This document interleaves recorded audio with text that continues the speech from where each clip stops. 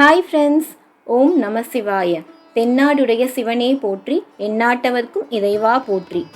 இன்னைக்கு நாம் பார்க்க போகிற கோயில் திருநள்ளாறில் உள்ள தர்பாரண்யேஸ்வரர் திருக்கோயில்.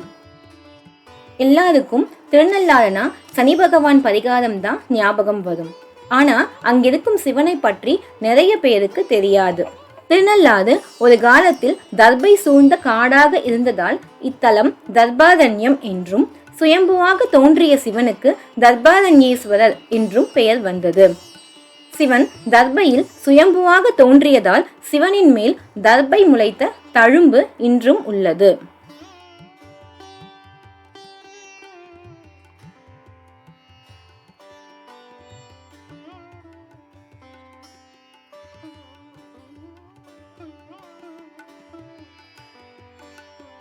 திருநள்ளாறை ஆண்ட மன்னன் சிவனின் தீவிர பக்தன்.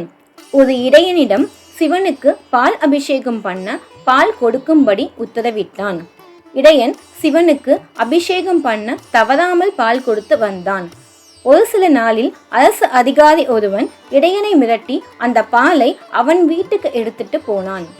கோயில் அர்ச்சகர் மன்னனிடம் இடையன் பால் தருவதில்லை என்று புகார் சொல்ல மன்னன் இடையனை கூப்பிட்டு கேட்கும் போது இடையன் அரசு அதிகாரிக்கு மிகவும் பயந்து அமைதியாக இருக்க மன்னன் இடையனுக்கு தூக்கு தண்டனை கொடுக்கிறார். இதிலிருந்து தன்னை காப்பாற்றும்படி சிவனை இடையன் வேண்டாரு. இடையனை காப்பாற்ற அரசு அதிகாரியை தண்டிக்கவும் சூலம் ஏவினார் சிவன்.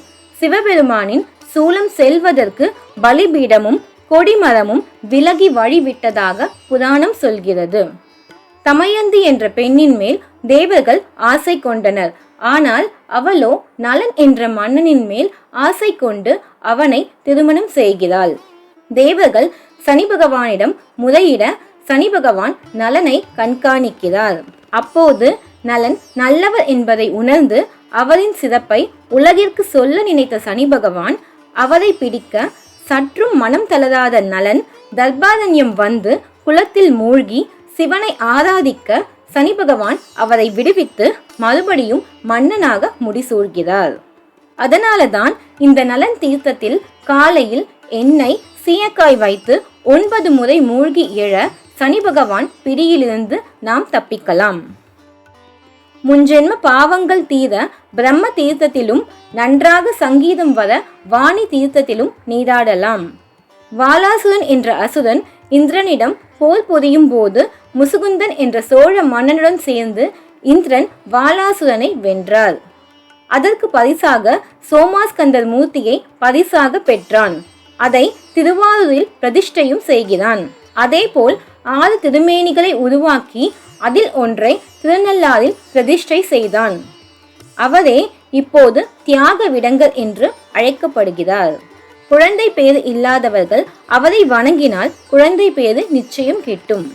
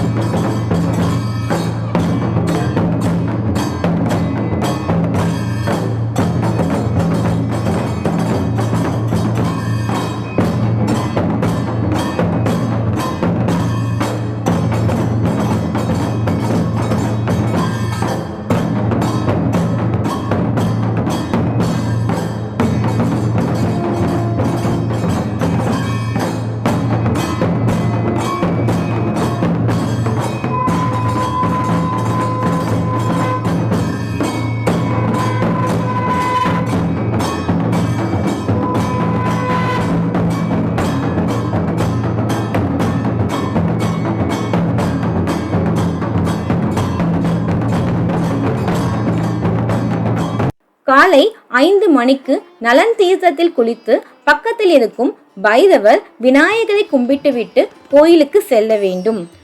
உள்ளே சிவனை தரிசித்துவிட்டு தாயாரை வணங்கிவிட்டு பிறகுதான் சனி பகவானை தரிசிக்க வேண்டும். நன்றி.